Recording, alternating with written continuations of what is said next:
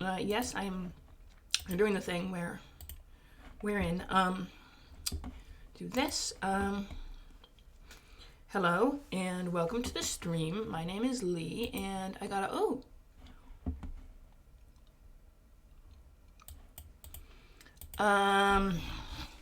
it depends on your definition of plan.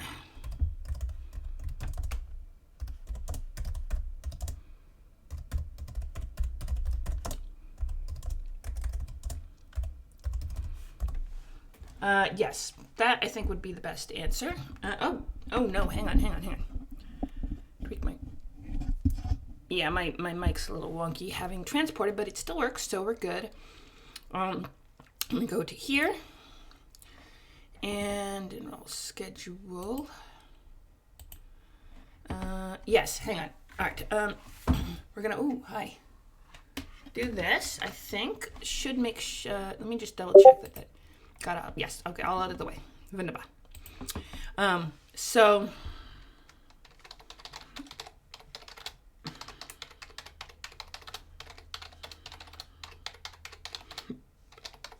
hope to fix that.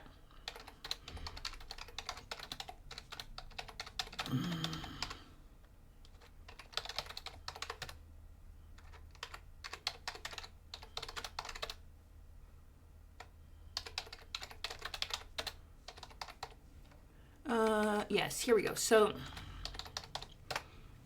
okay, that's the first one. The second one is, check that. Oh no, everyone's just coughing. Okay, well, no one's doing the thing with the thing anyway. Oh, fun. Magic surge tables.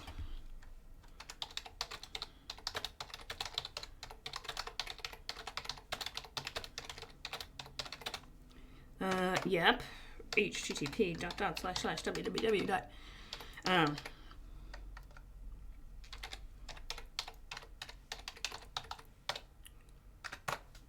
Yep, that should work. Excellent. And we're going to go to the other one as well. So, hi friends, and today for the stream, it's Friday, so I was figuring,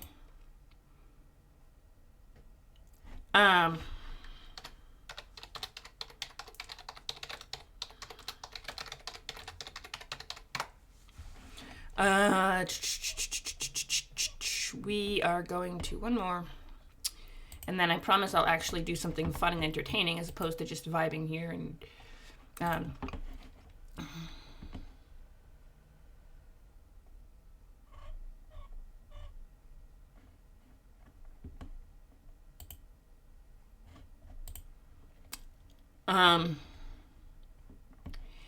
yes, Bodina, yes, that's the one.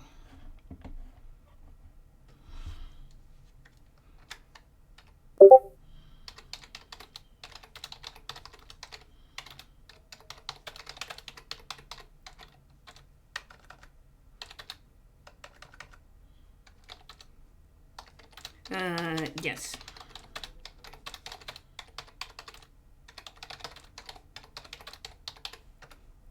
http://www.twitch. Okay, so that's fun. Bop. Yeah, who put the bop in the bop shabop shabop? Who put the ram in the ram ding dong? Who was that man? I'd like to shake his hand. He made my baby fall in love with me.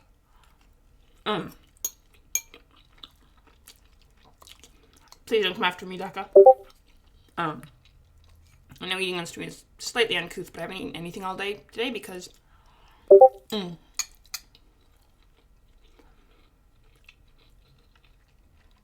had a game at 9 a.m. And then the game went, oh, here, I'll get it to stop beeping. I know that button.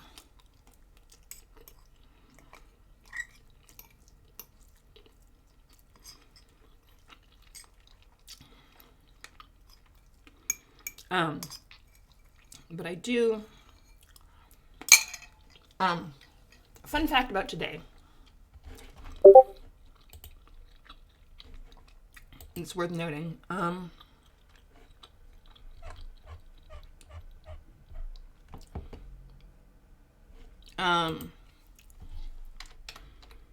So today would have been the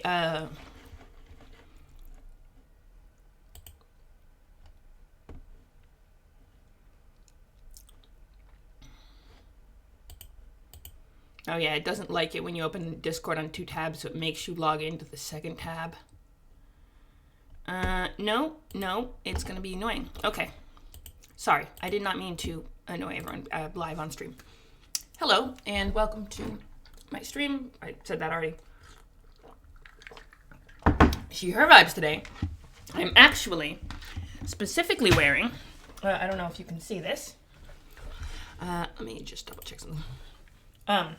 This, and then we're gonna do a little fashion show. This, and I should have, and the leggings just got into the bare feet. Yes, I am standing on a stool, which means my head is touching the ceiling right now. So yes, but and normally I wouldn't have glasses if I were gonna do this properly. So this is my amethyst outfit. Okay, I have to put my glasses back on because I can't see my vision is very bad. So if I hopefully Addie comes along. If I take my glasses off, I can't really see the screen of the computer from this distance, which is usually fine, except when I'm trying to stream and, entertain you all and all that jazz. But I had to do one thing but yes, this is what Amethyst looks like. She's less squinty than I am. I realize now that,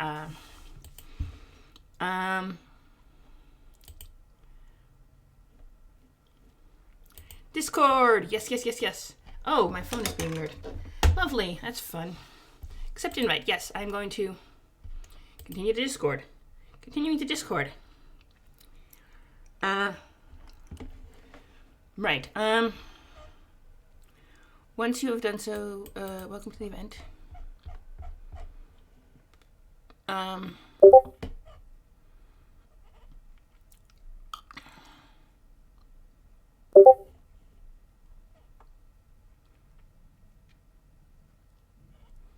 Okay, costume masquerade.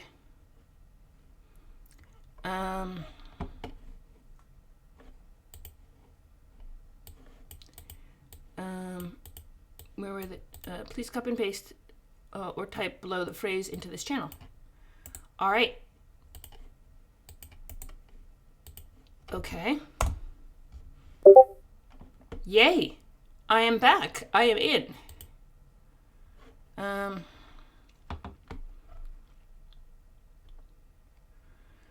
Oh.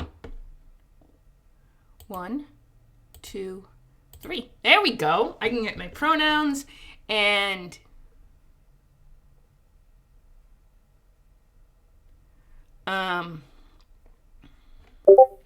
how to refer to someone. Okay. Excellent. Hello. Yeah, you see? This is my amethyst outfit. And did you miss the fashion show? Okay, I'm gonna have to do it again just to make sure you didn't miss it. Okay, hang on. Oof. Like this. Glasses off. I'm gonna try to not squint, but I realize I cannot see anything. Like this. And hang on. All right, I did not think this through yet. I'm not as graceful as Amethyst, so, but black leggings. There is one piece missing.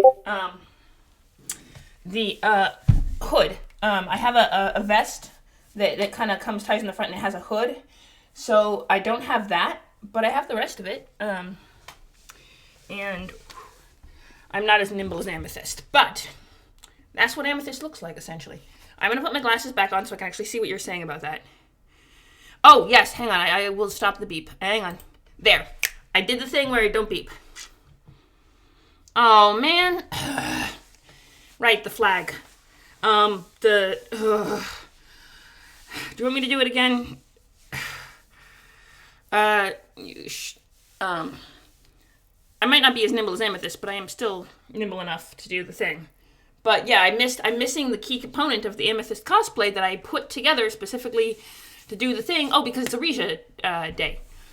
So And fiction, fantasy. Absolutely. No, not really. No, absolutely. Okay, I'm gonna put that. Okay, so I'm working on. So there was a convention. The main point was you could see how long the thing went. It's just above knee length, and then the leggings underneath. So it's a proper tunic, not just a shirt. It goes like down. Usually I wear it with a skirt or jeans underneath. Like I wouldn't wear this out, for example. I did walk the dog today, and I probably could. I just don't because I don't have Amethyst's self-confidence, essentially. To show off my legs like that.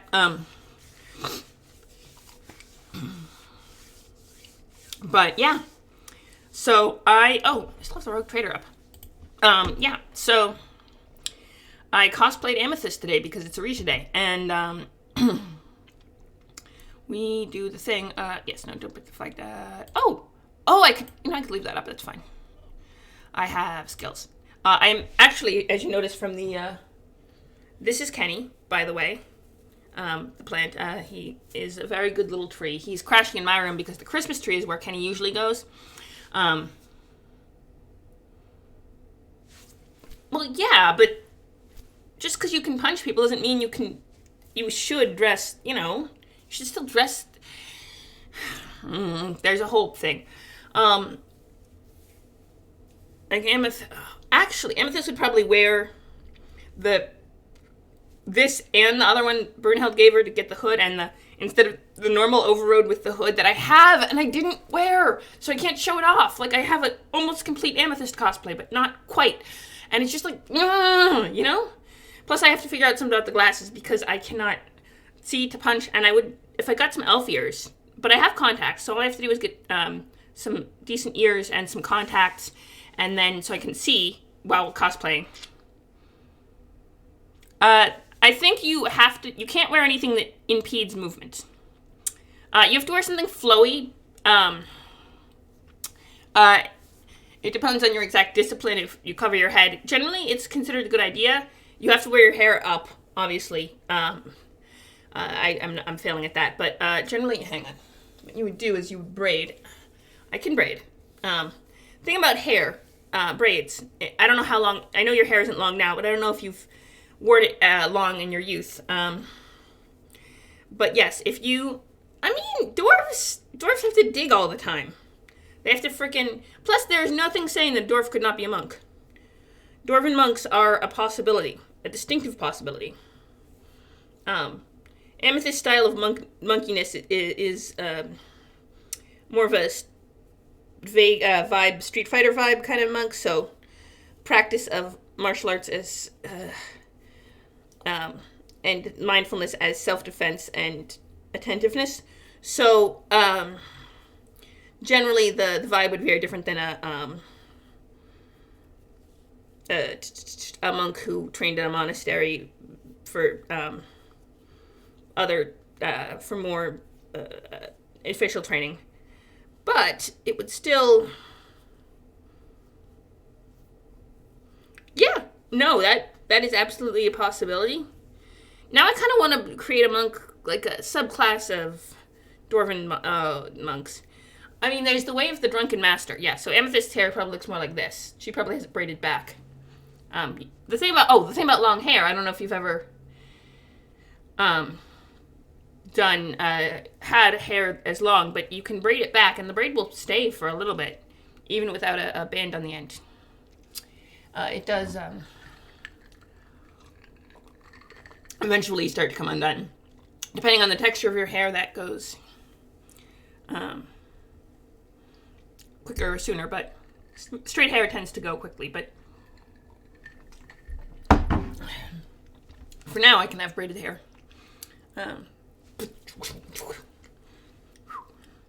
But yeah, and I don't think Amethyst would wear a St. Christopher, although she might have a small holy symbol for her own.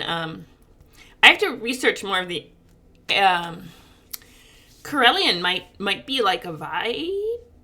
I should research. You know what we're gonna do today? We're gonna do a Troll Lord game special. Because I did RPGs, which means I have to talk about something RPG related. Right? And I have, if I recall correctly, give me a second to make sure, but I believe, let's see, downloads. Cool. Let's go with date.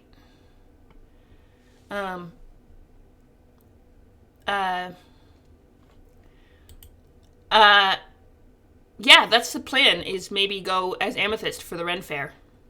And wear the actual vest with the hood so I can... And maybe see if I can get contacts so I don't have glasses. And I can actually see. I can function without glasses, but I can't see anything that's... Like, I can't read... For example, if I take my glasses off... Hi. I'm still Lee. I just am missing glasses right now. I cannot see your comments written. Hang on a second. Is that someone? No, see, I thought there was someone else commenting because I thought the color shifted because I can't see with my glasses. I cannot see what you're writing on the computer screen, even though it's less than an arm's. I can reach out and touch the computer screen where you're typing your comments, but I cannot read it because vision is important. You know what? If you can get dwarven armor and have an axe, we could. You know what? If you can get Brunhild and maybe a wig with some braids, I don't know how. Amethyst is probably going to start braiding flowers into Brunhild's hair. If Brunhild doesn't object. If Brunhild objects, Amethyst won't, but she's just going to start randomly braiding flowers into Brunhild's hair, and Brunhild's just going to be like,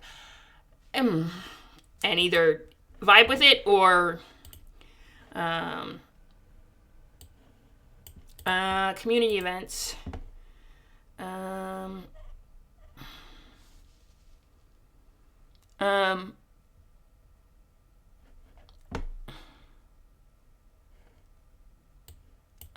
Okay. Also, hang on. No. I have my here's a hole.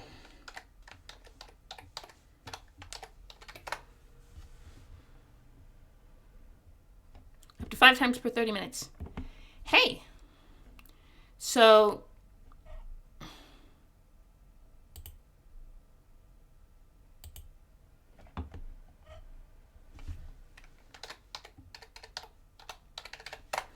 We're just going to do that. We're just going to do that. Okay. Popping in to say hi. Okay. So we're just going to do that. We're vibing. We're living our best lives here. It's not ideal, but it is the best as we can do. So, the idea behind Arisia is that we were all going to get together and gather as a convention, and then the convention got canceled because COVID and no one wanted to get sick. Like, I think a couple of the members of ConCom got it, and everyone was just like, and there wasn't enough people going, pre-regging to make the payment work, so they were just like, And, so, how, okay.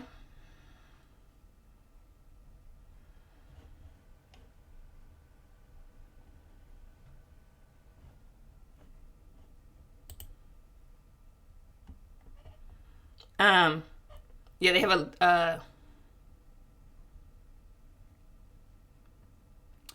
ooh, that's fun.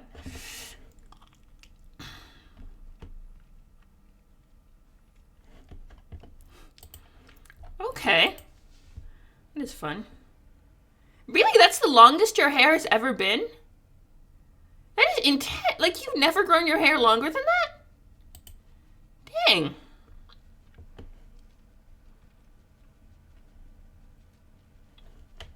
That is... Wow. Okay. Sounds pretty cool. I'm guessing Russ is the one on the... Wait, did you have... Oh. The one on the left is Russ. And, yeah. All right. That's a cool shirt you have, though. Like Clockwork Orange vibes, but I don't know if that's supposed to be it. Anyway, the thingamabob with the...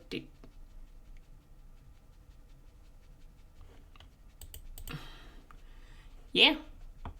Tall dude. All right. That's a vibe. I mean, I know a lot of people that tall, but that's because my family is full of tall people.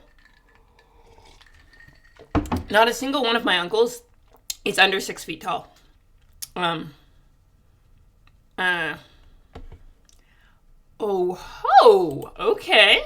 Okay. Oh, there's teen abs. Sorry. I'm gonna have to... Cons are usually there's a whole thing with cons, and I'm gonna have to do some stuff. Okay. It's a thing, but that's later. Right now we're streaming. We're gonna do... Oh, I meant to do a thing. Oh, so I'm getting Book of Lost Spells, Brancolonia, Tumblr. No, hang on. I think what we have to... Adventures, Monsters and Treasure... Trollord Games. Monster Mash... Hang on, what is this? I'm curious. Oh, this is just a,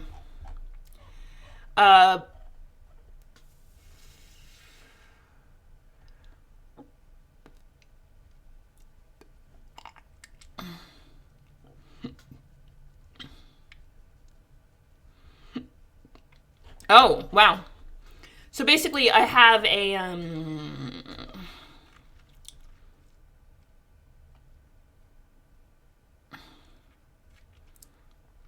I need to check something real quick, because I have something cool, but I think I might want to do... Okay. You'll have to forgive me for being slow. In the meantime... here we go, Trollord Games. Your account. Okay.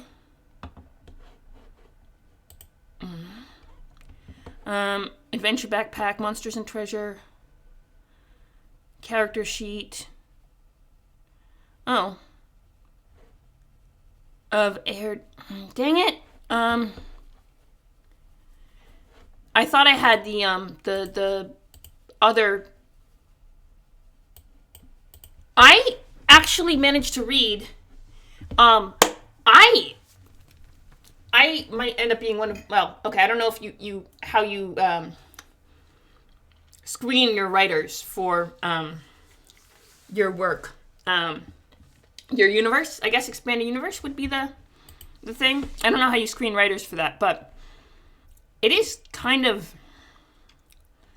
I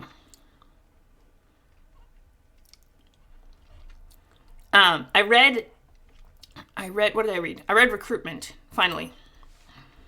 And... Wait, oh, you updated Recruitment! Hang on. I have to... Yeah, you updated... Okay, I'm gonna have to read that soon. What I wanted to do was see if I could find a list of... Erda gods. Let's see of...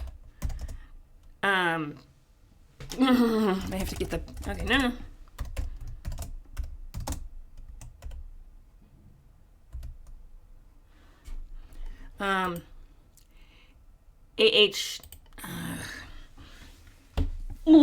Okay.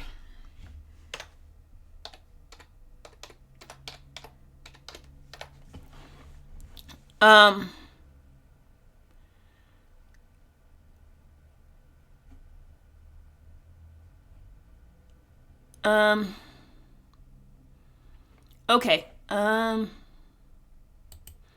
Oh, here we go. Here we go. There's a whole...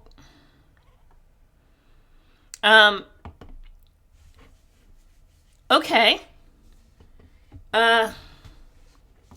Creation.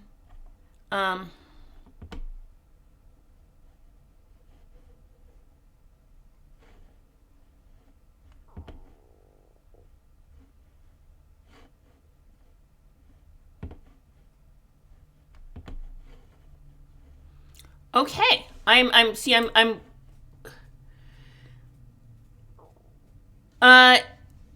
was asking if you needed a writer, if you were willing to accept another young a writer as a writer for your thing without, having some sort of process of only these, you have to jump through hoops, you have to be this kind of person, like I have to make sure I don't know what screening you would do for writers in your universe, but I assume there's at least something.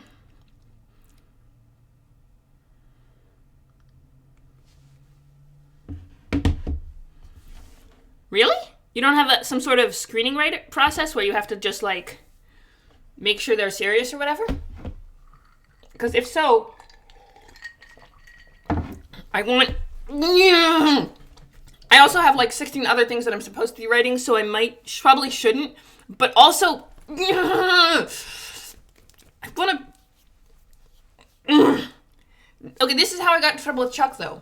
Because I wanted to write in his thing, and then he didn't wanted me to write a specific thing, so I agreed to write the specific thing, but then the specific thing was stupid, and then and Erdor got the wrong kind of redemption arc, so now I'm struggling to write it. I did get through the sex scene. Well, okay. That's true, but I am competent and not gonna clump all over your thing. I am gonna be careful and not ruin your canon too much. You would have to know the writer. But I know how to write. I'm good at ish. But I did promise Chuck I'd write a thing, and then I never wrote the thing because I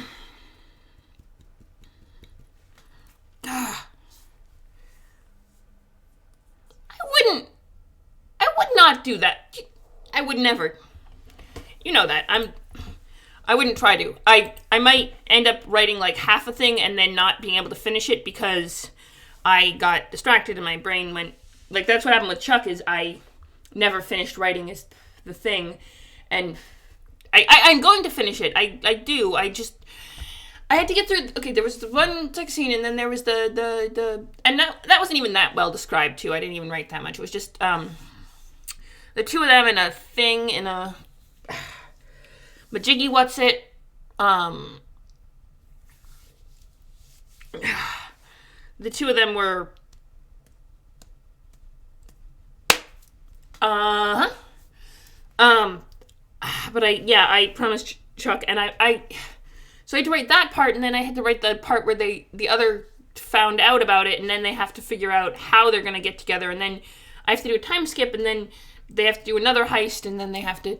I don't know what they have to do after that. I have to look back on my notes.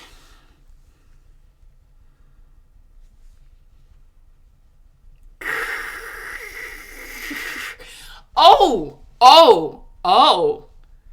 Okay, now I'm going to have to actually start writing.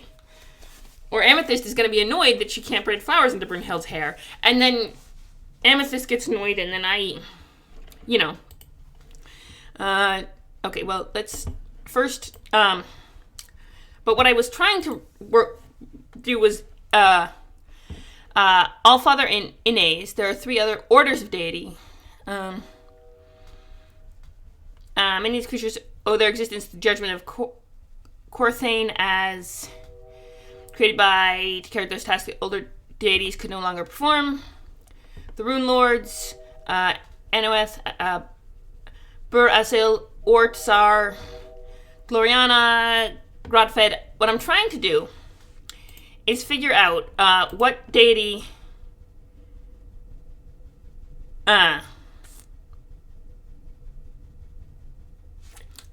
would Amethyst be attuned to in the the thing with the thing. We just did that, so we should have, yes.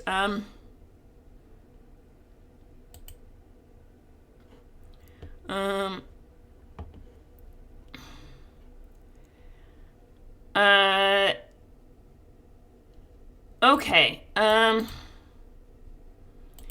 I'm gonna have to... Nope. I'm gonna have to do that. Okay. You know what I'm gonna have to do? I'm gonna have to get the codex. I'm gonna have to get the codex, and I'm gonna have to just do it. It's fine.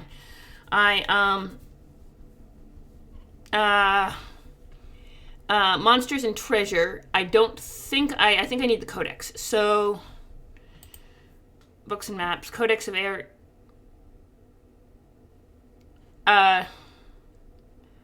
Codex of.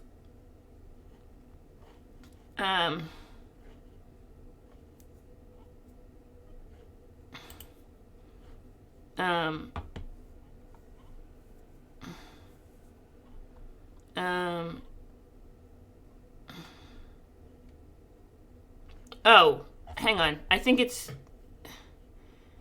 Let's see. Casting Crusades.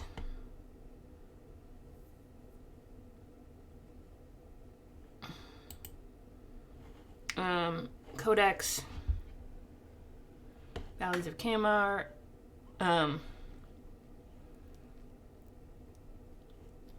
Shadow of Mist, Marley of Great. Okay. Hang on.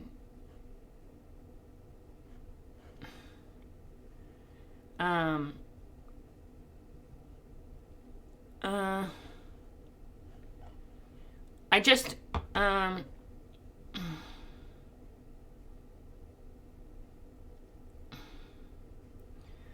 just want to see if I could maybe get a I just want to make sure I get the digital version and not the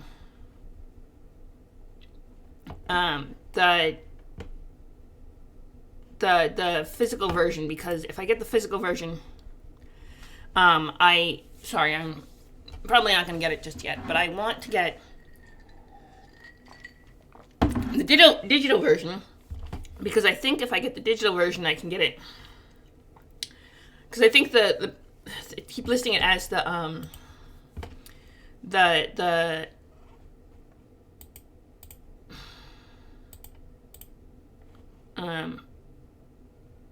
oh wait, well that's okay. Yeah, I just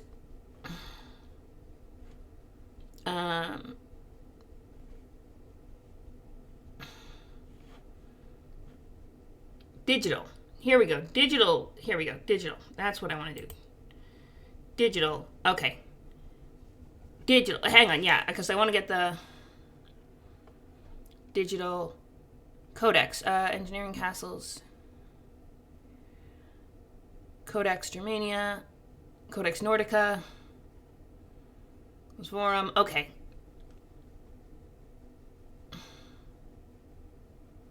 Elemental spells. Player's Guide. Yes. Okay, this is the one I want. Codex of Erda. Expansion. The Darkenfold. Digital. Print and... Okay, digital. Okay, so I just want the Codex digital. Expansion. Castles and Crusades. Expansion.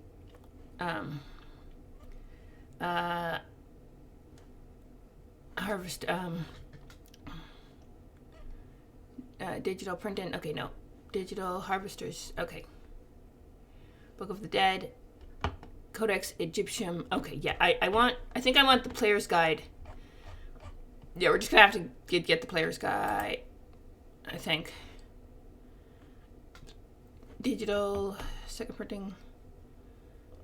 Digital. The Ebon Staff. Natural Materials. Player Archive. Digital. No, I want I think the Player's Guide to Erda would be the one I want. I guess they don't have digital copies of. Okay, I'm sorry. I'm working through. Yes. Hi.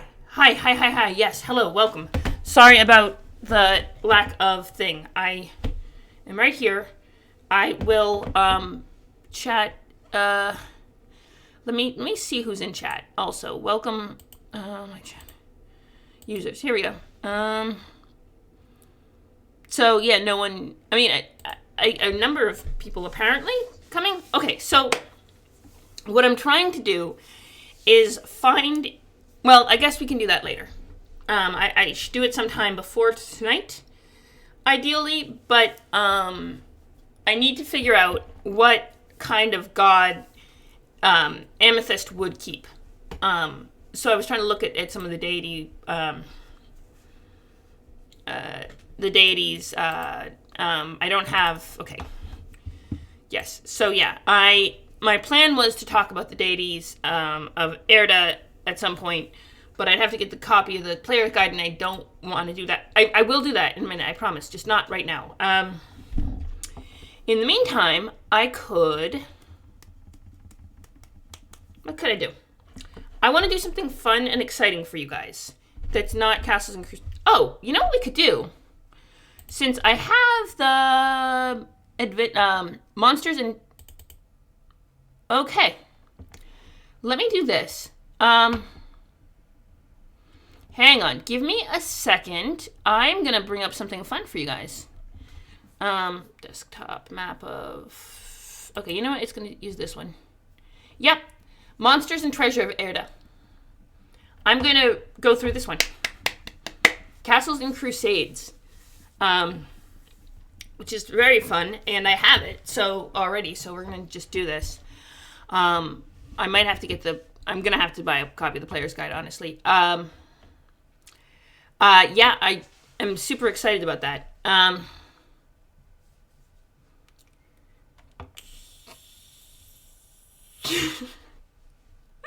I'm probably going to start pestering you for world details at this point, because now I got to if I'm going to write anything, I'm going to have to, pull details about what's the nature. But for a stream, I thought maybe we could do Castles and Crusades for a little bit anyway. So not this for now. This one for now. Okay. And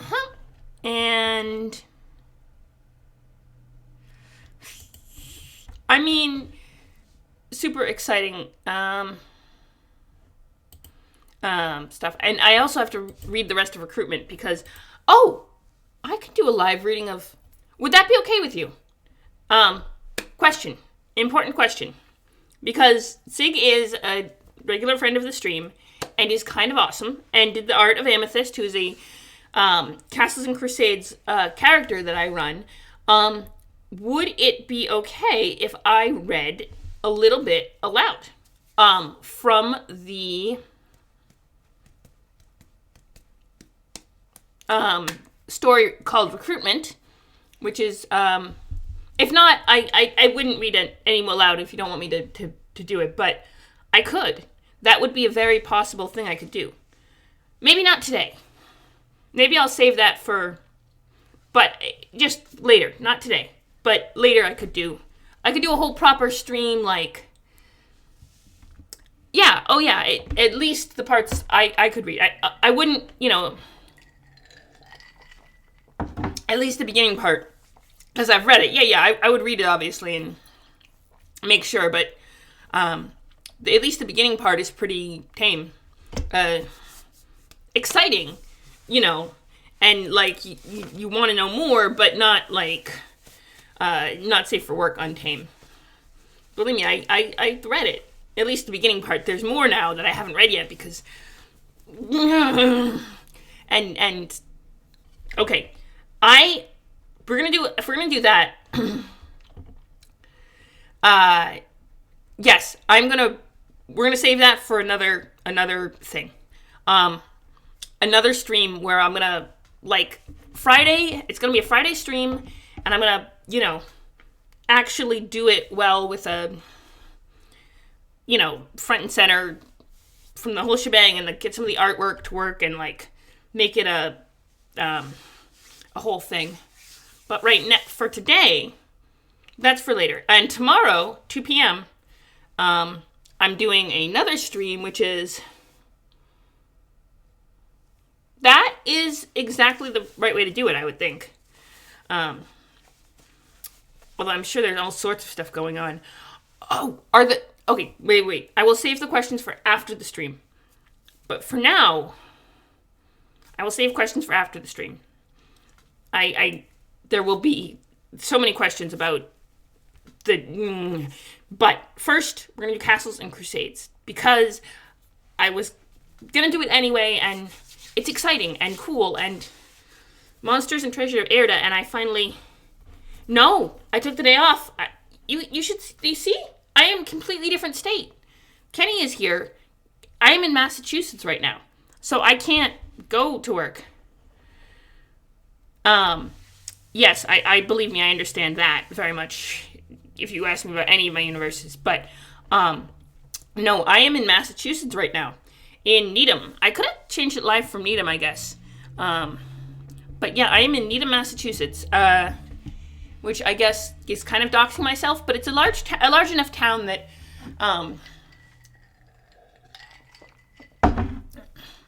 it would take, but yeah, which means I have the day off work. I have a tree. I have a thing. I have a dog if she comes and hangs out with me. If she does not, I do not have a dog. I mean, she's kind of sitting downstairs right now, hanging out, vibing. Last time I streamed in Needham, she actually came and popped up and sat on my lap. Well, okay, it's very hard for her to sit on my lap because of the way I'm sitting, but she came and hung out with me for a little bit and popped into camera view for a little bit, being adorable and, just generally a good girl, because she is. Yeah, she is. She's not here. Okay, but she is, like, the goodest girl, and the bestest dog, and just amazing, and friendly, and just a love bug, and I miss her when I'm in New York, so I finally get to hang out at least a little bit with her, but, sorry, I didn't mean to stream about how awesome Addie is, although I could do an entire stream just about how awesome she is, because she is. Okay. Oh! Whoa, that is someone stealing a dragon egg from, that is bad mojo, but, stealing dragon eggs is bad vibes. Okay. Stephen Chenault, additional contributions, Peter Bradley, Mark Sandy, Neil Chenault, and Todd Gray. Neil Chenault and Todd Gray, but not, and Steve Ege, not, Chuck. Interesting. Table of contents, monsters, A, B, C, alphabetical. H is half. Hang on, they have halfling in the monster manual. Animals, treasures, classes, OGL. Yeah, exactly. It is dangerous. It will get you killed, and then your poor character will just be a smear on the side of the tower. I mean, look at this. Okay. If I were to go up here. Look at this guy. He's going to end up as a smear on the edge of that tower. His friend probably too, who's standing there and pointing. They're probably going to end up as a smear on the side of the tower when that thing gets them. Assuming they don't have a spellcaster somewhere. Oh, no, they have someone who can throw lightning bolts, but that's a blue dragon. You do not throw lightning bolts at a blue dragon. That is stupid. I mean, it makes a good visual, but... I'm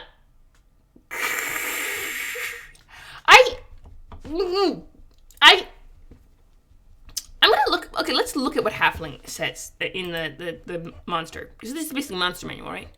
Let's see. Introduction. The monsters populating our worlds are drawn from a multitude of sources, mythological stories of fantasy and science fiction books, poems, plays, sagas, and all supply the imaginative gamer with the source material for new and ever more wonderful monsters. We have tried to include some of the more popular versions of monsters in this book, but sprinkled throughout are a number of obscure and rare beasts as well. What are they and how to play them? Monsters serve two key roles in castles and crusades. One is that they can be used as background material. For example, Umberland Stonebrow has gathered his cousins to plunder the long-abandoned mines of Dwarfhole. Within our many creatures, trolls and orcs, but other strangers still, Naga and the dreaded Unlunth. Oh, hi! Hello. Welcome to our stream today. I was getting very distracted and convoluted, and I ended up going, I was going to do Gods of Erda, but I don't have the right codex for it, so as opposed to curing it just now, I'm going to work on this lovely little majiggy what's it, which is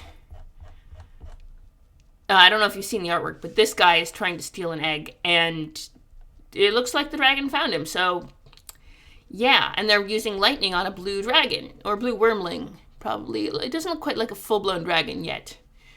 But, definitely lightning resistant, if I'd have to guess. Although, we could see dragon, let's see.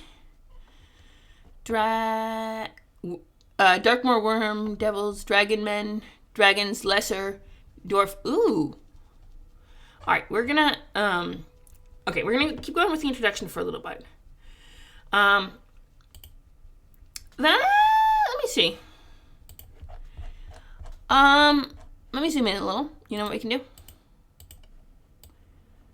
I would say that's most definitely it's less definitely lightning when you look at it closely. Agreed. But it does seem more like lightning than like frost. I don't know for sure though. And there's no way to ask because they're probably all dragon smears dead.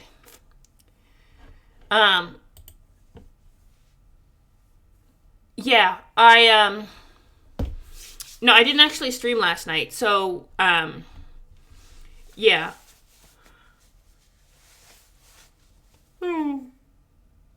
Well, it's got 3, right? It's got 1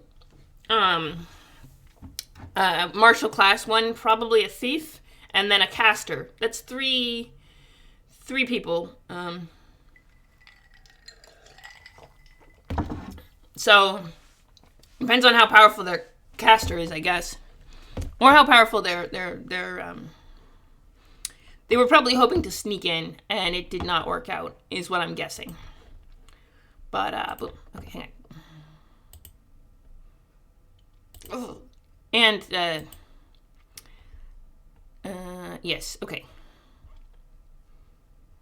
Yeah, I can absolutely see it as well. But what I was trying to, the dreaded Unluth. In this instance, the presence of monsters serves to heighten the perceived and real dangers of Dwarf Hole and lends a particular mood to the setting. Alternatively, a monster may be the goal of the adventure. For example, Baron stalks a... sorry, let me fix this real quick.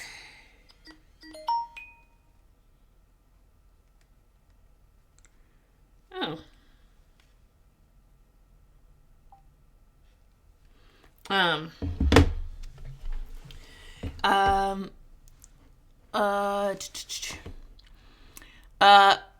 Brone stalks a trackless waste in search for the dragons lying at the root of the great mountain, Uji. Baron's intent is to slay the beast and free the mountain of its dominance. Once this deed is finished, he earns the wealth of history's remembrance. In this instance, the monster itself is the purpose of the adventure. Depending on their race, alignment, and the castle keeper's designs, monsters can either impede or aid adventurers. Whatever their purpose, monsters should be treated as creatures with lives separate from the adventurer. They have goals and motivations, their own homes, routines, and often value their own lives as much as stalwart adventurer values his own. As often as not, an orc that raids a camp at night does not want to fall at the hands of the savage elf any more than said elf wants his life cut short by the orc's curved scimitar. Monsters... Hi!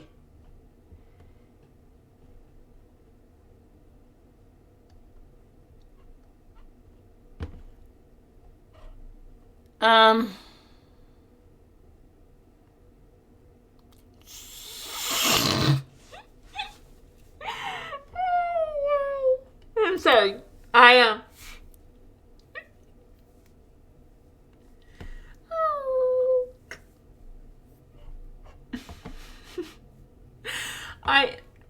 Okay, hang on a sec. Let me look back at this.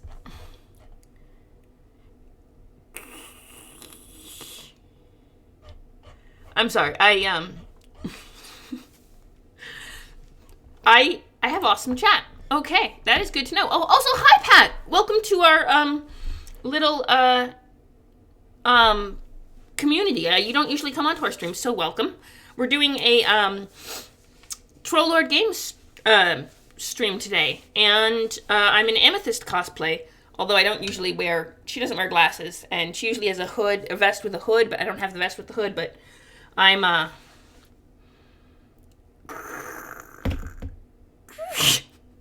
I mean, maybe. That's a possibility for a monster, for sure. But, oh, yes, Pat, welcome to our little stream. Today we're doing Castles and Crusades vibe because, reasons. Well, because I'm doing Amethyst cosplay, basically. So I figured I could do a little Castles and Crusades. So, yeah, feel free to hang. Whew. Okay. I'm gonna have to end this stream at some point, but not for a little while, because I don't actually work today, so, but I have other stuff that I'm supposed to be doing, but I can certainly stream for a little bit.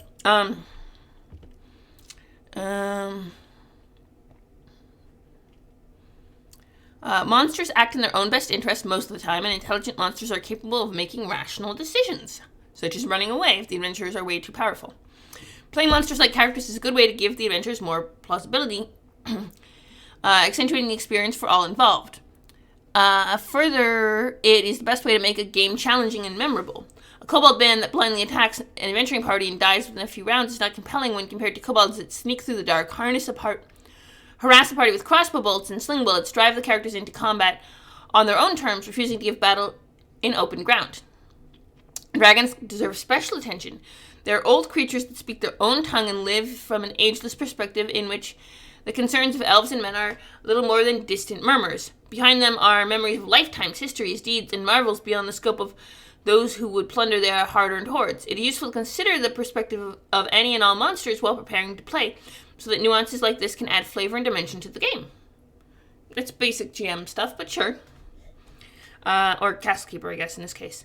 The order of action in a combat round is determined by an initiative roll. Each creature or character participating in the combat round rolls a d10 to determine their initiative each round.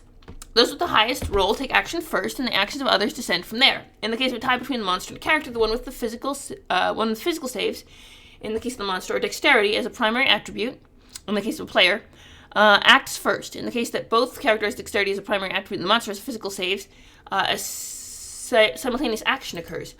Hi! Also, Dungeon Master Ty, welcome! We have some fun people in chat today.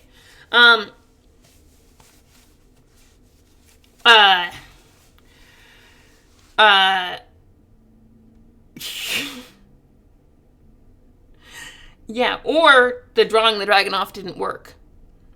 They might have the rest of the party drawing the dragon off and had that fail. That might be another possibility. Also, hi, Dungeon Master Ty. Welcome to my little corner of the internet. I don't think you're new here, because you didn't pop up as, actually, a first-time chatter. Or did it? No. But, in any case, welcome. That is also a possibility.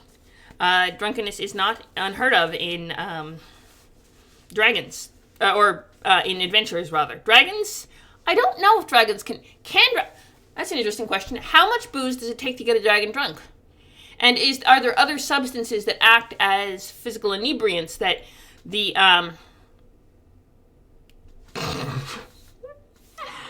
oh, wow. I'm sorry, I'm, oh, wow. Okay, yeah, they probably had that's an interesting question, though. Can dragons get drunk? Or are there other substances that serve as physical inebriants? Because it's a well-known fact that species other than humans, at least on Earth, do seek out booze. And there's trees, for example, where the fruit tends to decay in things that elephants are known for going to get drunk because, well, getting drunk is fun. There's a set of railroad tracks up in Canada where a grain car the train crashed, a bunch of grain got spilled on the tracks, and it sat there and it rotted, and it started to ferment, and a bunch of bears dug up the tracks trying to get more of the boozy grain out to get drunk off of. So if species other than humans get drunk, then dragons must, yes, you do not want to be an angry drunk dragon. Also, how much booze would it take to get a dragon properly drunk? Okay, plan that would never work. I'm listening.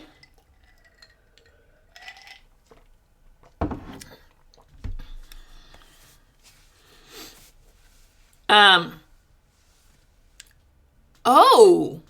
I don't know if that would be... You know what? I'm going to look up the players... One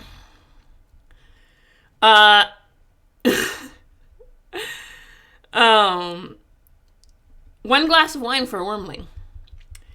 Most of a plantation. According to Cade, only several barrels of heavenly rum, if it works on a kraken. I don't know if the kraken... I don't think they ever got the kraken drunk, so there was no data on how drunk the kraken got based on the amount of ale consumed. So, and Cade and Callian didn't approve of the plan, so... But I think that was more... He felt it was bad to waste his rum on a kraken. But yeah, that's a possibility. I didn't even think of that. True. That says Caden... That doesn't mean the kraken wouldn't get drunk. It's just that the drunken kraken would still be a pain in the ass to fight. Which, to be fair, probably would have. I don't think you could get getting a kraken drunk enough to impede its fighting abilities would take longer than getting killed by the kraken. You'd have to get it to drink ahead of time without attacking you, which is very difficult to do, especially if it's drunk and unpredictably won. Oh, a monster's hit dice is also equivalent to the monster's base attack modifier. For example, 3 hit dice, the creature receives a base bonus of +3 to all attacks. Interesting. Good to know. Oh, there's kids coming back from school. Walking past the house, and because it is a weekday, and no. It is a weekday. You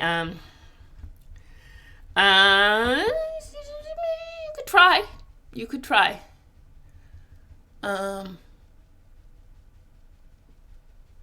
But yeah, it is afternoon out here. What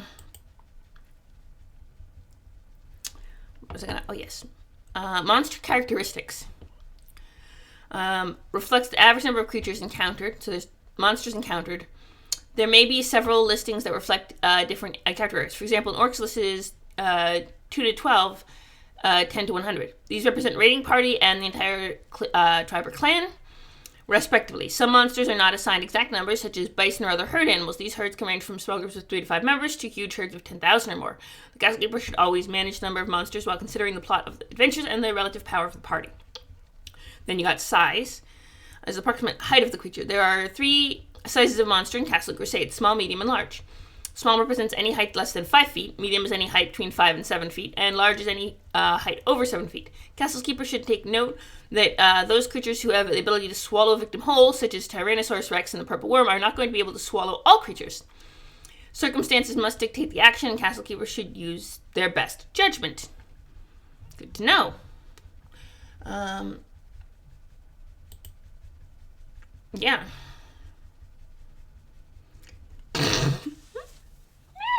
I mean, that's considering if you could get the dragon to listen to you and not just get so annoyed at your ridiculousness that it just eats you. That yeah,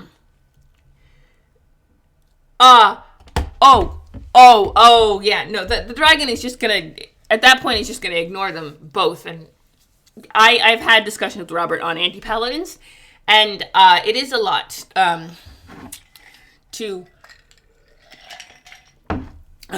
it is certainly a lot. Oh, wow. Let's see. Hit dice. The creature's hit dice. The hit dice is the equivalent of the monster's level. The dice represent the number... I mean, maybe you could get it, but you'd have to sacrifice Robert and John, and I am not willing to sacrifice either of them, let alone both of them, for a dragon's egg. That is... yeah, I would rather just leave the dragon alone, personally, but, you know, that's just me. Sensibility, which is you leave the dragon alone. I am much more sensible. Amethyst would probably just try to punch the dragon. No, the dragon egg, look at this. Look here for half a sec. Ready? Look at this. This dragon, that is... Ready? That's not for an omelet. That's for a baby dragon. That stupid train. Yeah, living. Yeah, you see? The egg is broken. The egg is hatching. That is a dragon coming out of that egg. A very small dragon. So, but if you hatch a dragon, you get a pet dragon. I mean, yes, there is a what's the technical term? Malaysian dish, I believe it is. Very specific, that's made with duck eggs that have been fertilized, so you fry them and then you have like a little bit of duck meat in them, kinda. It is a specialty, apparently quite tasty, and has a very name that I cannot pronounce. Actually, we're gonna do a little bit of on-stream research. Yes, because that is a thing we can do. On-stream research.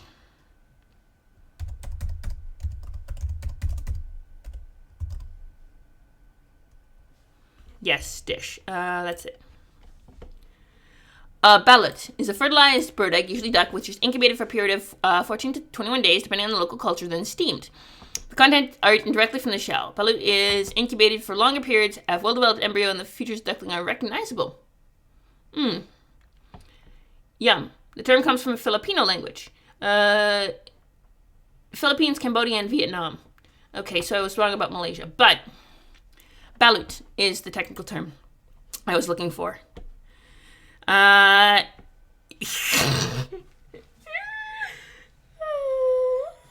No, you know, if you grab the egg while it's hatching, then you're the dragon's mom, essentially. And then you can raise the dragon as your own. That's what happened to a party. We were playing D&D, not CNC, and it was a very specific. The dragon egg was a special present from Fortune, but the dragon hatched, immediately glommed onto Glass, the character, as essentially a mother figure, and he raised the dragon as his own. The dragon's name is Kamak, and he is our party. He's like a sweetheart, and the party loves him and is feeding him bacon and teaching him tricks and just... No, I am very hopeful that I never have to.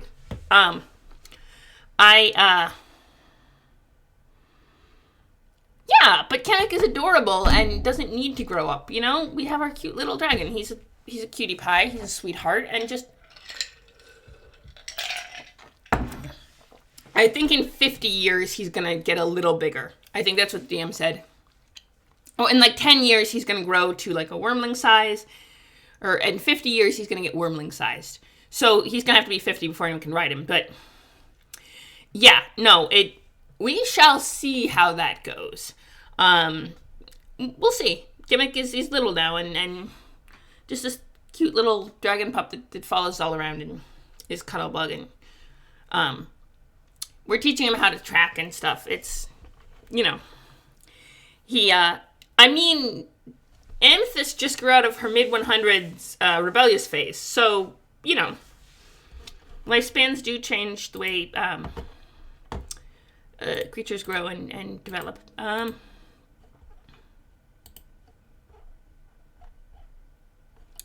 Bop. Okay, right. But we were reading about dragons and how they were, not monsters, not just dragons, but other monsters. Move represents a monster's base movement rate. A creature's movement rate represents the number of feet an unencumbered and unimpeded monster can move in any given round at a walking pace. AC is a creature's normal armor class. It is an abstract representation of the difficulty of striking a monster in combat and inflicting damage. An attacker's roll must be equal or greater to or greater than a defender's armor class to cause damage. All creatures have an armor class. In most cases, it is determined by the type of armor being worn, but in the case of many monsters, it represents their natural hides or skins. Attacks list a variety of weapons, both natural and manufactured, that monster can use in battle. All of the monster's physical attack forms are listed here. The number of attacks is listed first. If there's no number, then only one attack per round is assumed. The form of attack is listed next. Damage from each attack is included in the adjacent parentheses. The damage listing of 2 claws, 1d6, bite, 1d8, would mean that a dragon can attack 3 times per round, twice with the claws for 1d6 points of damage each, and once with a bite for 1d8 points of damage. Special refers to a creature's special abilities, offensive, defensive, and miscellaneous. Generally, specific descriptions for each monster are provided in the monster's listing. The exceptions are as follows. Deep Vision. Ages spent beneath the earth in the dark and quiet places of the world have imbued certain creatures with the ability to see into darkness that a human would find impenetrable with the naked eye. This vision extends up to 120 feet in the darkest of night and the deepest of tunnels. Colors tend to erode with deep vision, and objects appear in many shades of gray. It is otherwise like normal sight, and creatures can function well with... Oh, this is just another version of the same picture, but in black and white. No light at all. Bright light, such as from a lantern or other light source, spoil deep vision. A creature requires 1 turn to adjust his or her eyes when a light source is extinguished before gaining full use of deep vision. Dark vision. In a similar manner to deep vision, some creatures can see in complete darkness for up to 60 feet. Dark vision produces images that are in shades of gray, but is otherwise like normal sight. These creatures can function well with no light at all. Bright light, such as from a lantern or other light source, spoil dark vision. A creature requires 1 turn to adjust his or her eyes when the light source is extinguished before gaining full use of dark vision. Dusk vision. Some creatures can see in starlight and moonlight, just as others can see at dusk. They retain the ability to distinguish color and some details under these conditions, though everything is cast in shadow. They have no enhanced vision underground, under torchlight, or similar conditions of poor illumination. That's elves. Elves have dusk vision. I know this because Amethyst is elf, and I keep asking, is the moon full enough that we get some moonlight? Because once you get a little bit of moonlight, you're good. You know, during new moon, it's but anything else, you're good.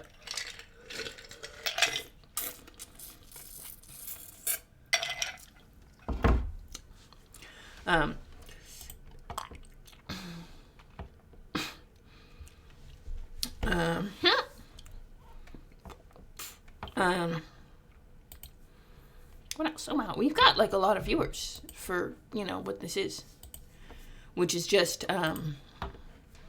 me hanging out with you and vibing to Castles and Crusades, which to be fair is okay. Saves. Twilight Vision. Immunity and resistance. Describes any innate immunity that a monster possesses. The type of immunity is listed, followed by a bracket damage descriptor that indicates limits of the immunity. For example, immune acid, half damage, quarter damage save, means that the creature always takes half damage from any acid-based attack, but if it makes a successful saving throw, it only suffers 1/4 of the normal damage. Hey, that's pretty cool. There we go. Sorry, I have to tweak this a little bit. The reason I have to do the tweaking is... No, I am... hang on. I need to... Boom. And then what I need to do is get... Nope, that's that.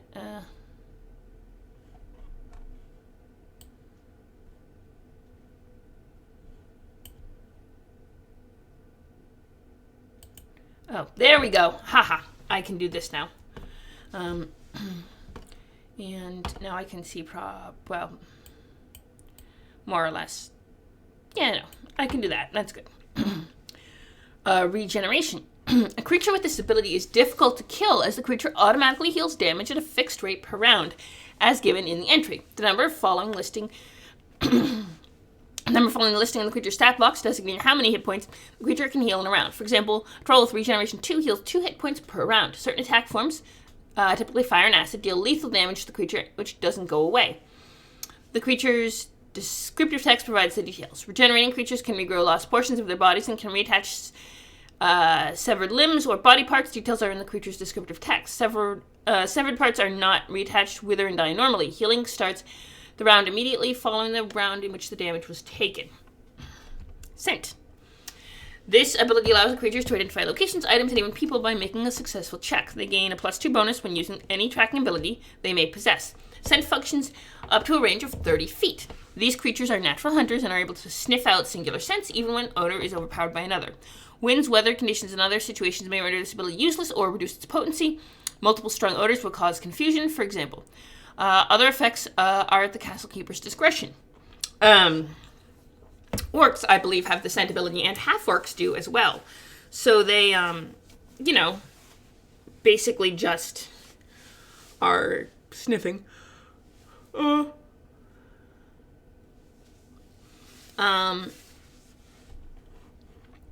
Spell resistance. This is a special defensive ability. A defender's spell resistance is like an armor class against magical attacks. If a spell is targeted at a creature with spell resistance, the caster of the spell must roll 1d20 unmodified.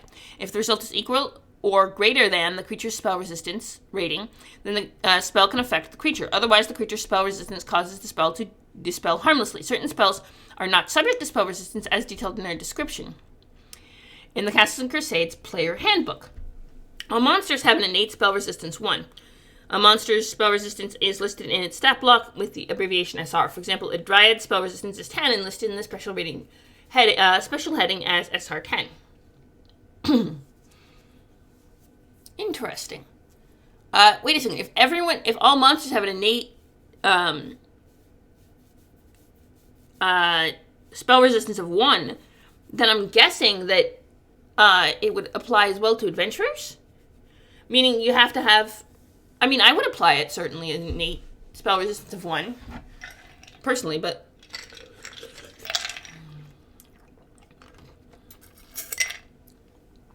Which means that you get a 5% chance of just screwing up completely.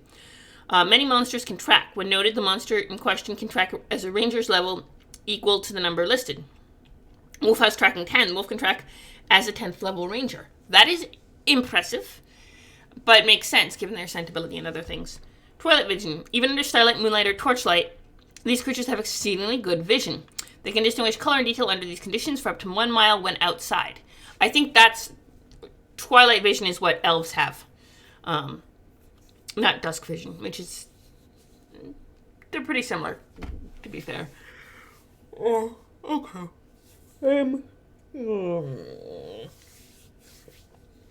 Okay.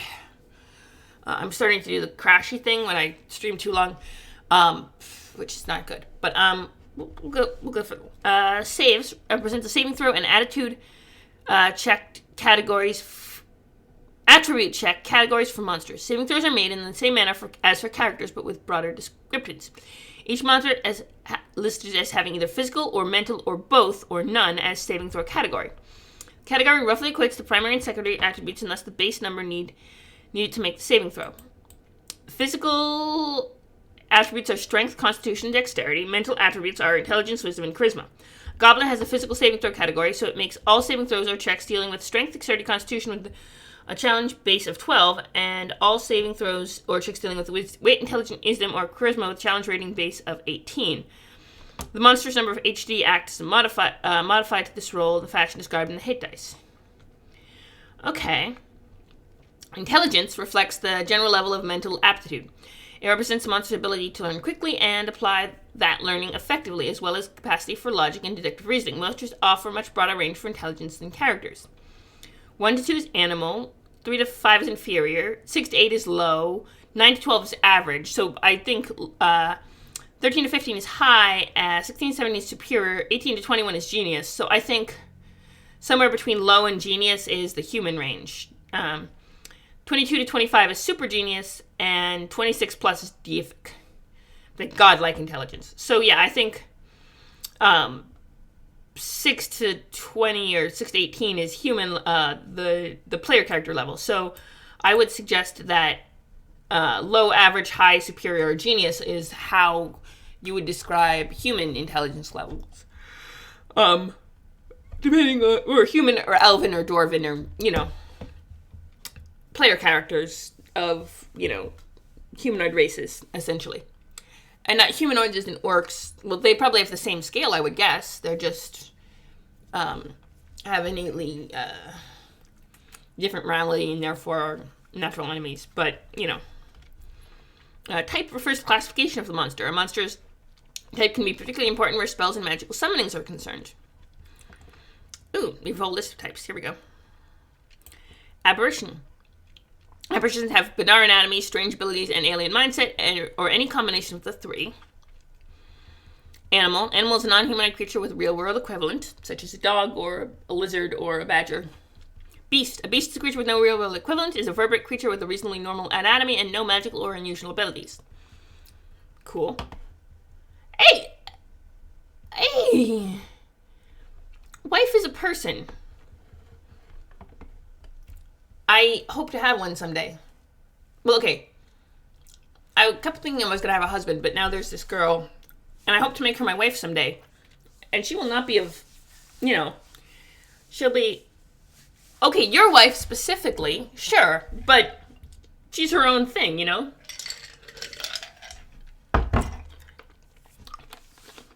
Although it's not my fault you picked the wrong woman to marry.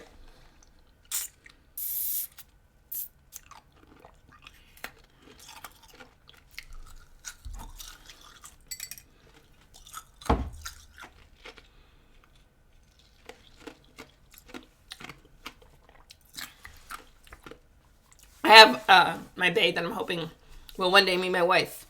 And, well, give her time.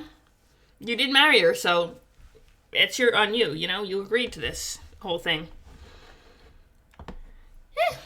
You agreed. That's what marriage is. It means agreeing till death do you part. And if you end up married to someone who's closer to a beast than a person, yeah, that's how it goes. Construct is an animate object or artificially constructed creature. A dragon is a reptilian creature, usually winged, with magical or unusual abilities. An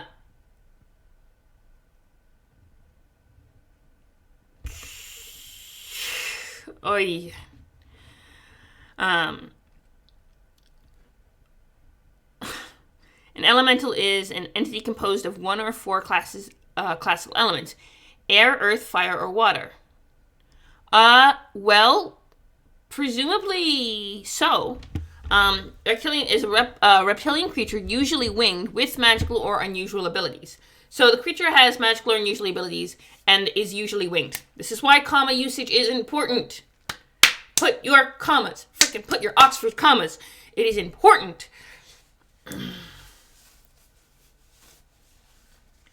Goodness, you guys are crazy. You guys are... You marry someone, that's it. Too late. Let's see. Exactly.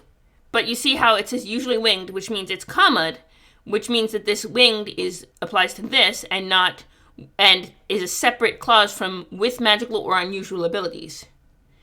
If it said winged with, if you left this comma out, winged with magical or unusual abilities would apply to winged. I am a linguist. It is what it is. That's it. You said it, You make your call. It's too late to go back. But if you've been married for 30 years and you're still saying she probably can't be that bad, you're probably exaggerating. Yes. Okay. I know. I get very distracted and derailed easily. Sig is usually the one doing that. But I could actually tree the sentence too. I studied linguistics. I could tree the sentence to make the, but because it's a prepositional phrase is it attaches, and you can actually, there is variance in where you attach the prepositional phrases that changes the name of the sentence without actually changing the grammatical composition of the sentence. You can tree it differently, and Oxford comma just usually allows certain amount of poor Sig. Hopefully his fingers get less crampy. But yeah, the attachment node of the prepositional phrase determines where, in the semantic sense, what it applies to. And hi, Sig. Hopefully your fingers feel better. So the Oxford comma just is negates some of that ambiguity. In certain cases, but in other cases it doesn't, and the prepositional phrase just applies as usual. And then, of course, but actually, it's technically not an Oxford comma, because Oxford commas, sentence structures aren't that difficult. I love treeing sentences. I miss it. I studied this. This is what I studied. I spent an entire 4 years studying how words and sentences would work and fit together, and various the like.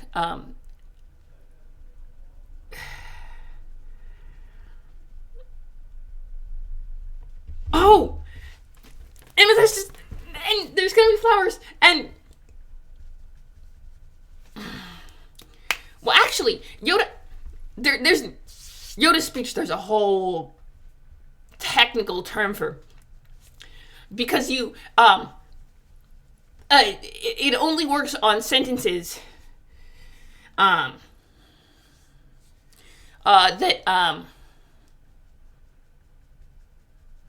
have auxiliary verbs. You can only properly Yoda speech manipulate a sentence like that have auxiliary verbs. Now, English doesn't usually have auxiliary verbs in the present tense, right? Or the past tense. It has a past and present that can be made without auxiliaries. But you can use auxiliaries for present tense. It is a slightly different.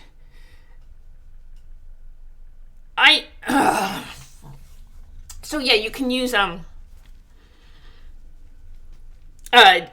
auxiliary verbs for present tense. It does have a slightly different meaning.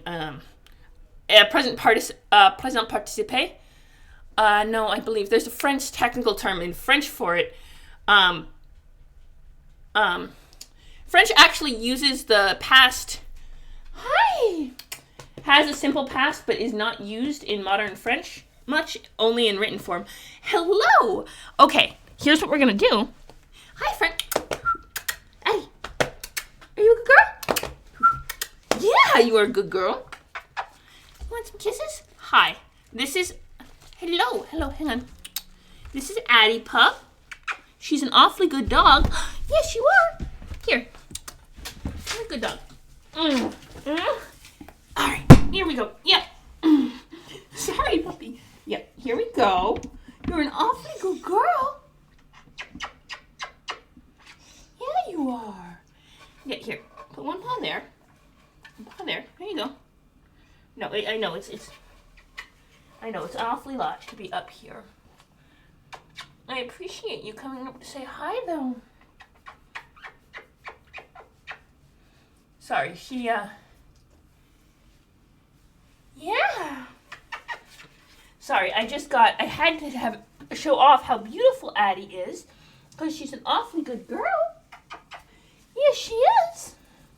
Yes, she is. An awfully good girl, Addie Pup. All right, let me scooch right here. Yeah. You can sit on the floor, because I know...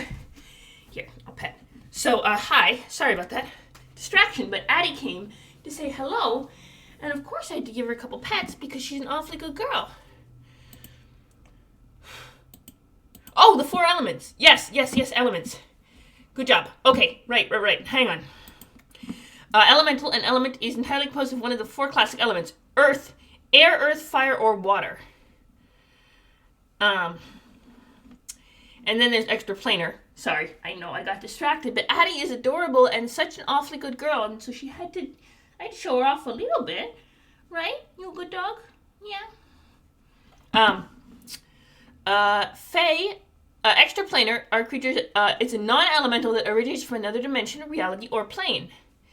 Yes, her name is Athena, but everyone calls her Addie, and she's an awfully good dog. She just popped up to say hello, and she's gonna hang here and be my streaming buddy. Yeah? Yeah, seems like she is. Fae are creatures with supernatural abilities and connections to natural forces and or places. No,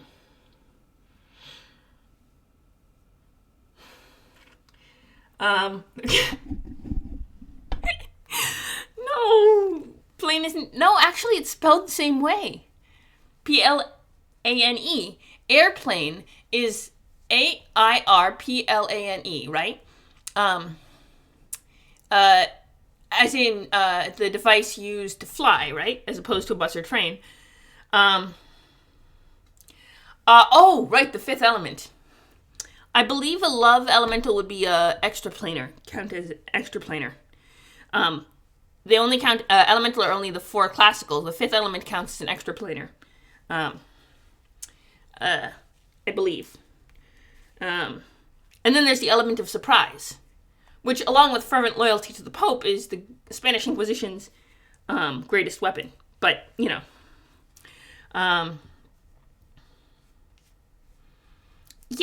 absolutely. That would be the perfect form for a love elemental. Giant. Giant are large-sized humanoid creatures with great strength and bulk. Yeah. Then there's humanoid, is a creature that is anthropomorphic. They have 2 arms, 2 legs, 1 head, and a human-like torso. I mean, you could absolutely draw a love elemental. I think that would be a very useful addition to the world. Oh, you want me to scratch her? Yeah, I know what you want. All right. Sorry, she's turning... Kind of, actually. Addie is turning her back to me, and I know exactly what she wants. Yeah, I know exactly what you want. I know exactly what you want. You want butt scratches. I will scratch your butt. I know. It feels good. And then there's magical beasts. Magical beasts are similar to beasts, but can have intelligence of inferior or better. Magical beasts, which is like a... Yeah, the puppy loves it. Yeah, she does. Okay. So inferior, if we look at the scale, hang on, is 3 to 5. So, yeah. No more butt? Okay. The lust elemental. Okay, lust elemental. Hi, yes. Lust elemental is a different thing than love elemental entirely. I do not have a lust elemental. Have you ever had, dogs, anyway. What was I going to say? Humanoids. So humanoids is like a human, hence the term humanoid, but also a halfling, an elf, or a dwarf. Technically counts as humanoid. Then there's magical beasts, which have an intelligence of 3 or better. Supernatural or extraordinary abilities. Typically, but not always. Then there's monstrous humanoid. These are humanoid creatures with monstrous or animalistic features, occasionally possessing supernatural abilities. Thinking orcs, goblins, hobgoblins, gnolls.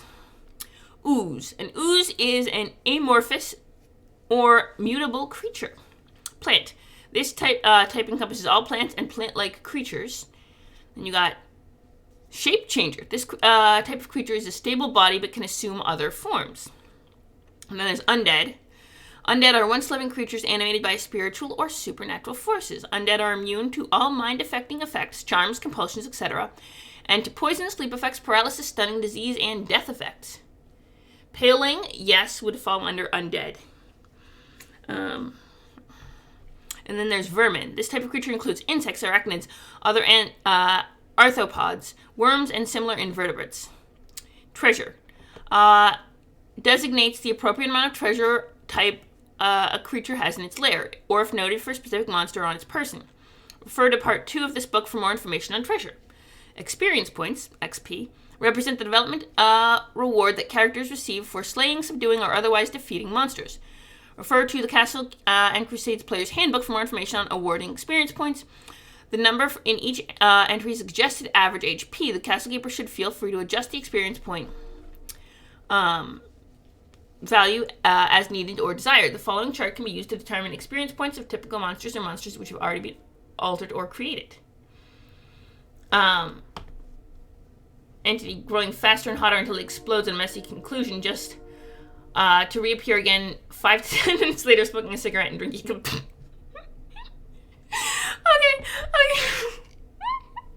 Alright. Now we have a thing. Okay. Okay. I'm going to read this out because I am going to put this on YouTube. Lust elemental would be a hot, small entity growing faster and hotter until it explodes in messy conclusion, just to reappear again 5 to 10 minutes later, smoking a cigarette and drinking a beer. That is amazing. Oh, good girl. Sorry. Addie's being here and being an awfully good girl. Monster experience points, though. Was I? Oh, yes. So 1 HD is 5. One, or base of 5, and then 1 per level. So, and then 2 HD is a base of 10 plus 2 per hit point. And then 5 and 7 and 10, I guess, are extra, like, how would you up that if they're more difficult? Experience per hit point. A monster's hit point total influences the amount of experience points it confers.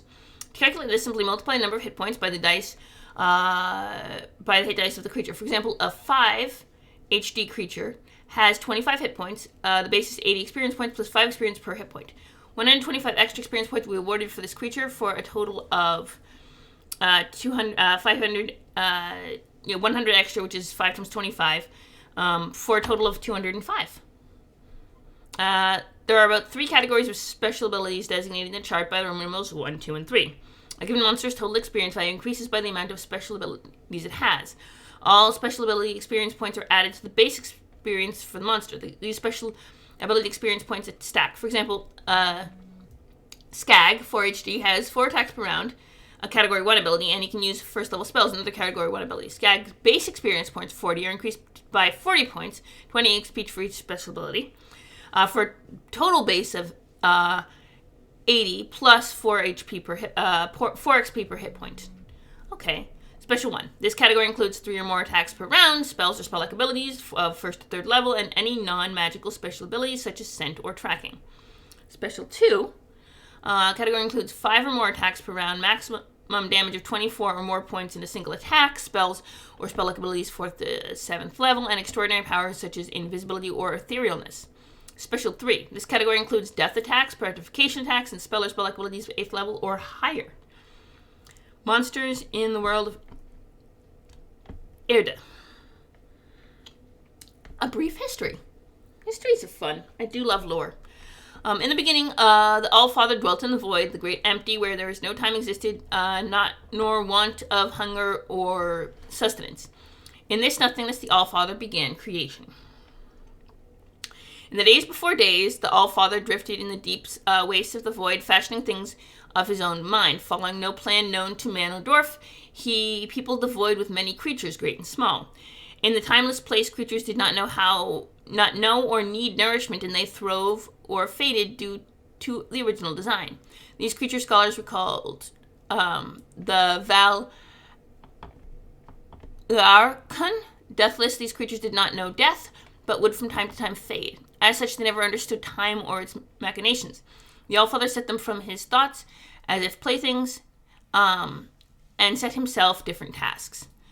In the great empty, however, the Allfather discovered and settled upon the firmament created by the spinning of the dragon god Inza. In a rage of madness, the dragon's tail tore the fabric of things so that many planes spilled into one, creating a maelstrom of chaos upon the deep surfaces of the void. The Allfather took up the elements from the maelstrom, and from them he created the world of Erde and all that came after that concerned dwarf or man. It does not mention elves, but, we'll go with that. We'll go from there. When the world came to be, the host of the Val Aharkan flocked to the new world and entered into its dark places. They peopled it long before the Allfather finished, and they made war upon each other in all their many diverse forms. In this way, they helped shape the world and brought life to its beyond the thinking of the Allfather, though some report that the Allfather directed these things in all his knowledge, but was not so, for the Allfather paid singular attention to these things of his own crafting. I guess he's kind of the grandfather of the things you could argue that the Allfather is kind of like a grandfather of anything the Val Aharkan created. Valarakan. I'm going to have to ask Chuck if he comes to this Friday's thingamabob how to pronounce Valarakan. But for now, we're going with Valarakan. Yeah, we're going with Valarakan for now. I still have a puppy just sitting next to me because she's an awfully good girl. But she doesn't, getting her up to camera level is difficult. So we're just gonna let her sit on the floor because she's an awfully good girl and likes to sit there, and it's actually much softer than the stool I'm sitting on. So, in the world came many diverse creatures and plants. The land teemed with life. In the time the Allfather brought light to the world, and at last he paid heed to the turmoil of the Val Erakan. He bonded the world in the Wall of Worlds to keep out creatures of the void. The world unfolded in all its glory. First, the trees came to life. The dwarves followed, crafting things of stone. From that root, there came men and giants and goblins. Ooh, fun. In later years, through the sorcery of the goblins and the other peoples of the world came to be, and Allfather passed into memory of men. And at last came the Unclar, the horned god, summoned from the void by the use of the paths of Umbra. This black beast overcame much of the world, binding it in shackles of winter and ruling as its lord from the towers of Ofstrog. He bound those he did not slay, and those few who survived hid in the dark shadows of his malice. He crafted many creatures of fell designs, intent upon safeguarding his realm and perfecting the crafting of the Allfather. For thousands of years he ruled, until at last his slaves rose against him during the long, dark winter wars, cast him from his throne. With the fall of Unclar, Erda shed the long winter, and powers ancient and young rose again to wander the world freely. But they were joined by those of Unclar's making and other fell creatures who stole into the world from the void, and the world knew a new age of war and chaos. A world of challenge and adventure. I'm guessing this is the world that the Castles and Crusades takes place in. It does not mention where and when the elves showed up, but we are gonna figure that out at some point. Yeah, we'll figure that out at some point.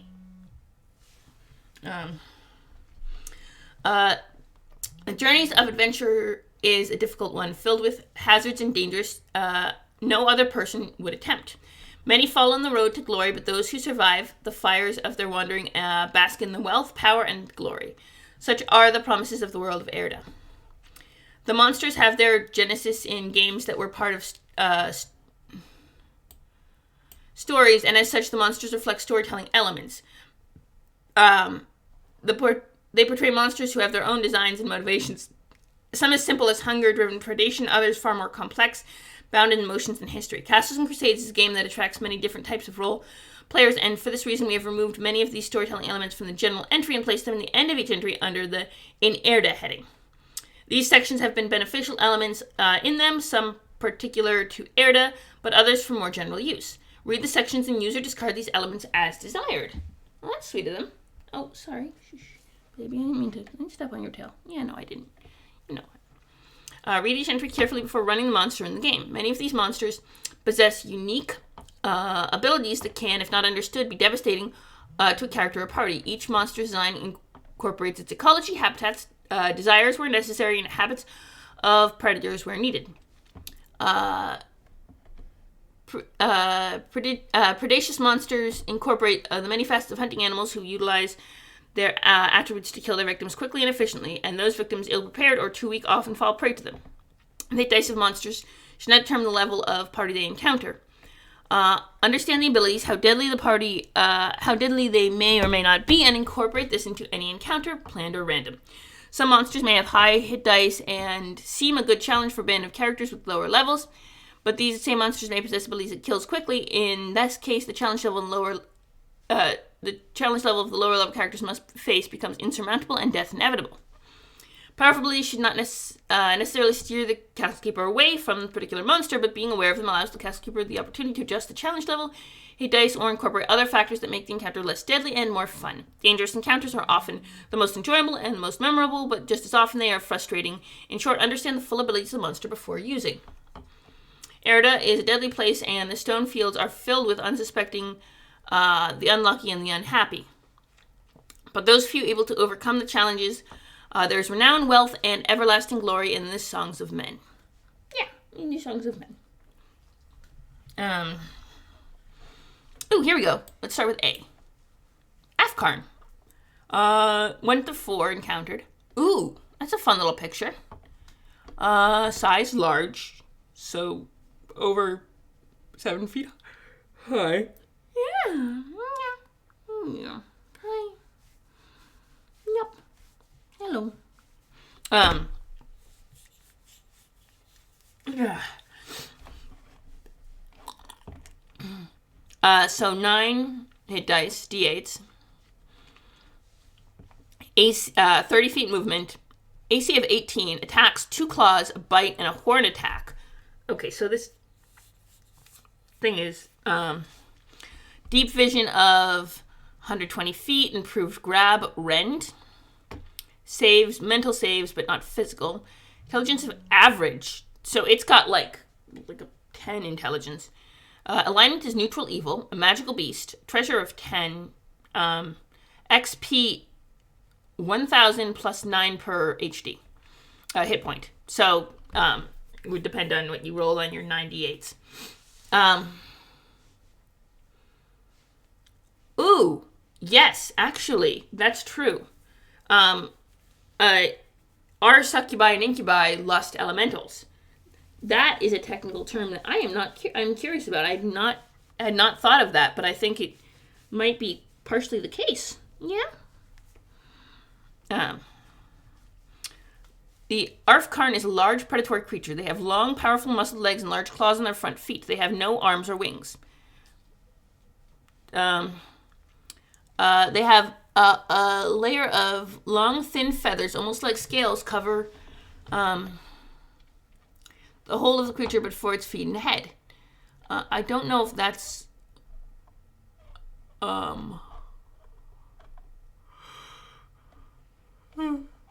rend air to predate the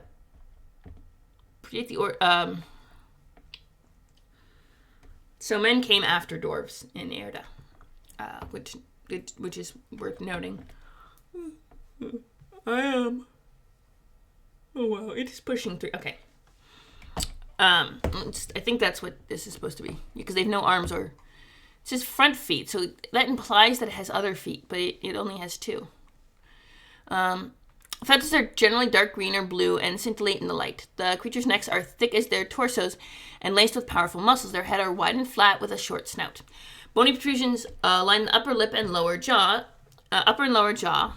Their true adaptation comes with a specialized horn that comes down off their upper jaws. It's like this, kind of like a beak almost. Similar to a beak, this long black horn extends from the creature's upper jaw for about 12 inches. It is very sharp, and the Afkarn use it as a primary hunting tool. The jaws of the beast are wide and a little flat, but lined with amazingly sharp fangs. Solitary hunters, though, occasionally hunting groups of up to 4. They range throughout the known world in almost any climate. They give birth to live young, not more than 1 or 2 at a time, and immediately abandon their young to their own devices. Oh, wow. Live birth. Okay. So they're not mammals as such, but they do give live birth. Okay. Because mammals also nurse. That's a thing. Afkarn generally hunt at night and have superior night vision. They do not pounce upon their prey, but rather stalk it, waiting for their victims to enter an open area, allowing the Afkarn room to charge. When such an opportunity presents itself, they rush forward in a mock headbutt. However, just before smashing into the prey, they lift their head and with very powerful necks slam their horn into the prey. If a hit is successful, they tuck their heads and attempt to drag the creature back away from other creatures. They use the horn to pin them to the ground and claw the creature to death with their very powerful claws. Afkarn are able to pin their prey, and opponents struck by a horn must make a successful dexterity check to avoid being pulled up against the Afkarn. Sorry.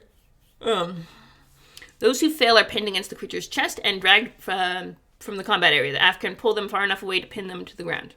The victim can make a second dexterity check, but if they fail, they are immobilized until they can break free.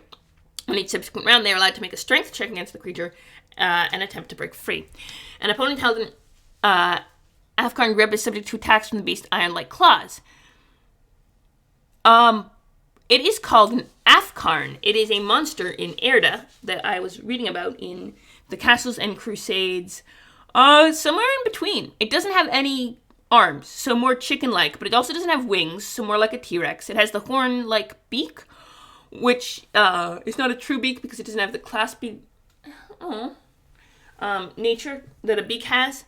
But oh yes, he very much looks mad. It is a very terrifying thing. It's a 9 hit dice, so 98 worth of hit points. Also, hi. Welcome. You're a little late. I was going to end the stream soon, but I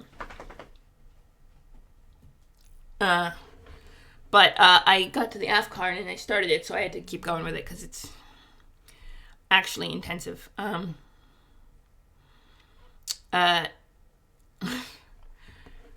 Oh, that's Addie. Yeah, she's a good girl.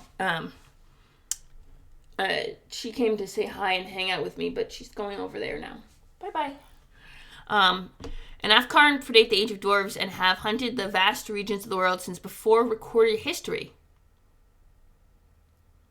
Addie. Oh, here, I'll, Oh, my cat blocks.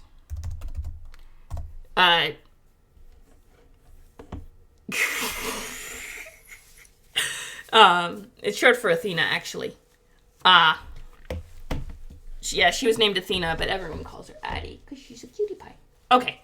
Then she's over there, so but yeah,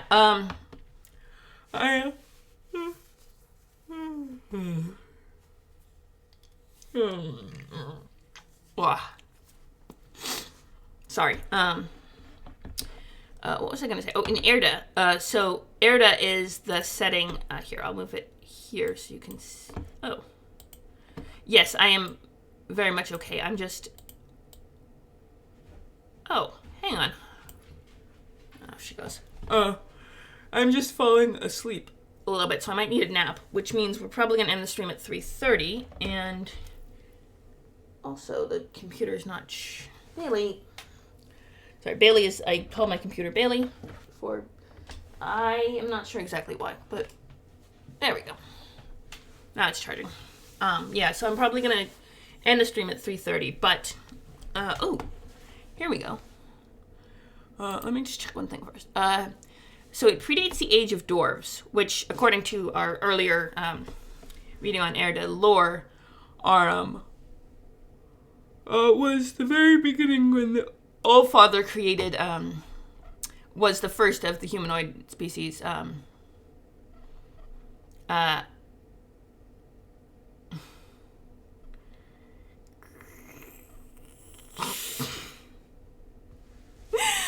am not... yes. I play an elf in Castles and Crusades game with Sig, so he's joking that I would only need 4 hours of sleep to have a proper thing. I really only need a short rest. If we're going to go by 5th edition rules, I really only need a short rest. Yeah. Yeah, the, what does it say on the Age of Dwarves?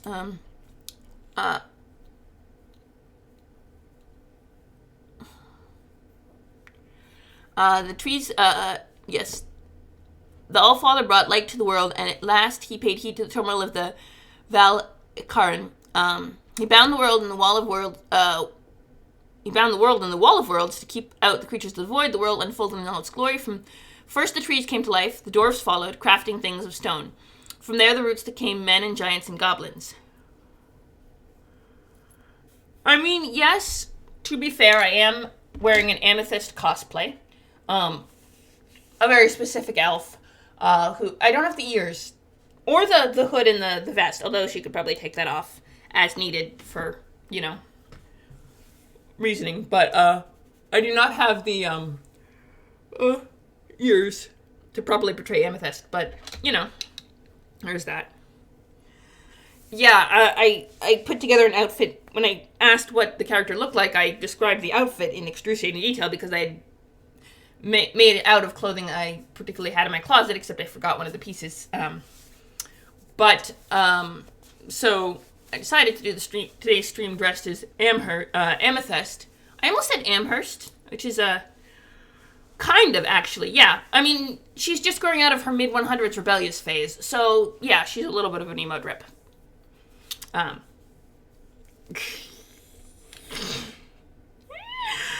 She is just growing out of her, a little bit of goth, vibe. She's growing out of her mid-100s rebellious phase, but trying to be more responsible.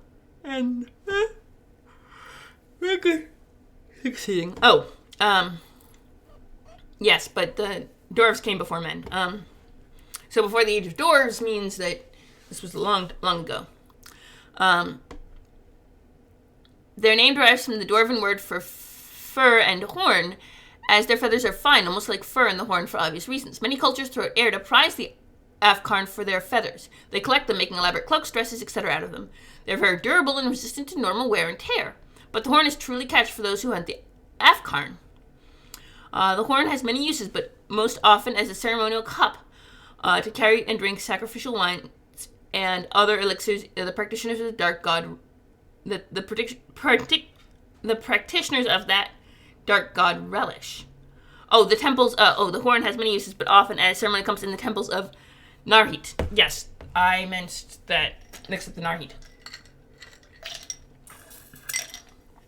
Sorry. There's always a market for these horns, and they bring about 500 to 1,000 gold pieces on the black market. The highest price usually paid by the priest of Nerhit. Those cups used by priests are referred to as abyssal kinnikin and possess magical powers. All right.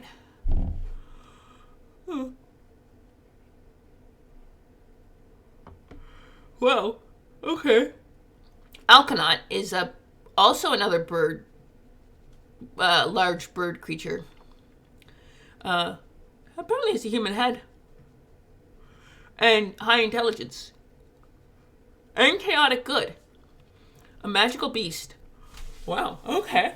That's gotta be something. Also maybe boobs? Not as high as XP as the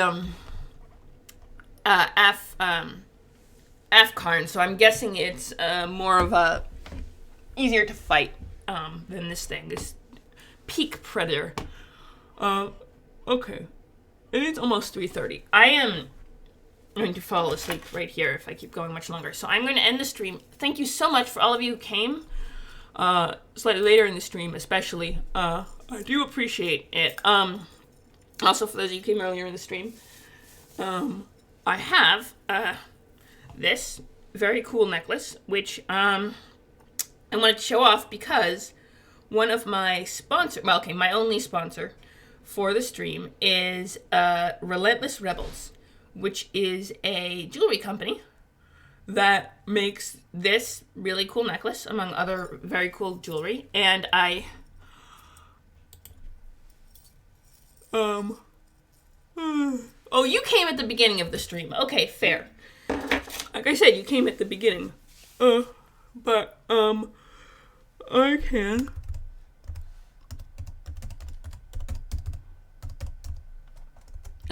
they're very cool. They have fun jewelry and are, reasonably priced for the quality.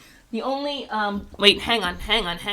That is wrong. Do not click the, you can. Yeah, no, the page won't load. It is, wrong. Hang on, www.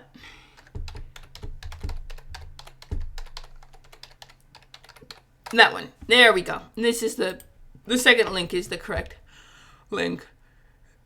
They make fun, cool jewelry, masculine vibes and everything. And if you use the super secret, epic code of Hawk20, you can get 20% off, which is a nice little boon that only people who watch my stream can get, basically. Yoy. Yes, I have actually, fun fact, I don't have the anchor necklace with me but the chain, this is the actual chain. The necklaces, you can switch them from one chain to another. So I switched the skull necklace onto the black chain to give it cooler vibes, because they're mix and matchable, which is pretty awesome. The other one was an anchor, which is a black metal of the same type as the chain, and it is very cool, but when it took 3 months to deliver, everyone was joking that they'd swum it across the ocean. It does not take as long to deliver if you're in Europe, and don't have to deal with customs. So, if you're in Europe, more power to you. You can get all the really cool jewelry for much faster, for the reasonable price, much faster, and 20% off still. So, always a boon. Alright, I need to end the stream. Thank you so much. Let me see who's on right about now. We're gonna, you know what we're gonna do? You know, we're gonna raid into Brush for Hire is painting right now. So we're gonna raid into the paint stream where they're painting Warhammer stuff, which is really cool. Come and hang. It's always a good time. Brush Fire is always fun. I know Sig doesn't like to go in raids, but the rest of you should consider it. It's awfully fun. And bye. Yeah, I will see you all later.